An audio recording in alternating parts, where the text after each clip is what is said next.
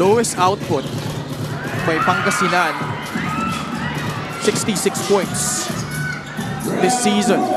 Ralph Robin scores. They now have 56. But time definitely not on their side as ABRA still ahead by 17. Well, if there's one thing that Coach Jerson definitely is gonna talk about as they plan for game number 2, still here in ABRA, is that, hey guys, we played a good second half. If we did that in the first, this would be a closer game than as it was in the halftime. Isang pansin-pansin dito, Coach Mike, halos di na ginamit ni Coach Jerson. Sila Alin Bulanadi, Joey Napoles. As Taiwan lays it in. Well, even Hesed Gapo didn't get so many minutes relative to one. The importance of this game for Pangasinan, and only because guys like Mike, Ian, and as well as Ralph have done a stellar job of keeping in pace against the Weavers. Ildefonso continues his streak of scoring at least 10 points. 11 markers, but only 4 out of 16 shooting from the field. But other guys definitely have picked up the slack for the Weavers. Fast break of the game is brought to you by Extreme Cool Air Conditioners. Ang Extreme Magpalamig free insulation for split-type air conditioners. At kahit na hindi ganun kaganda, yung nga na na-mention mo kanina yung field goal percentage para dito kay Dave Ildefonso, to which overall in the past, the previous 4 games that he's played in the playoffs, he's averaging roughly about 32% shooting from the field. Well, if he's not hurting you in scoring, he's doing it in other stuff.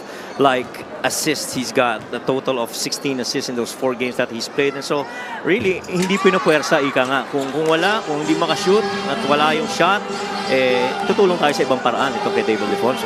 Coach Mike, in a game where arguably ABRA wasn't at their best, what was the main difference here in enabling them to get this win here in game number 1? Well, I feel the ABRA Weavers, yung simula na yon, might be a one-off. Maaring yan, gigil lang na gusto makabalik agad and want to dominate very early. It's a good thing that Jason Brickman happened in the second quarter and really steadied the ship. Because imagine if Jason Brickman did not do that, then it would have been a much closer first half for the Heatwaves. And had Coach Jerson seen the kind of commitment and discipline of these 5 on the floor the Heatwaves have played here in the second half, then it would have been a different story in the first half. They have been the best defensive team in these playoffs, itong ABRA Solid North Weavers. In terms of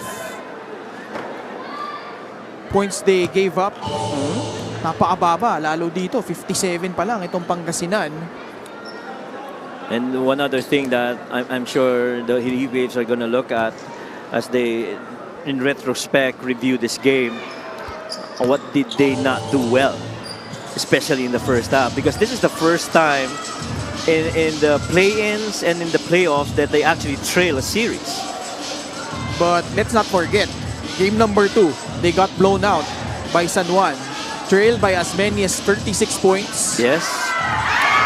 But close it out in game number 3. Obviously, ABRA, different team, also different situation. This is game number 1. And they're also gonna be playing in game number 2 here in Bangue. They will stay here. They will have to prepare for less than 48 hours. Yes. But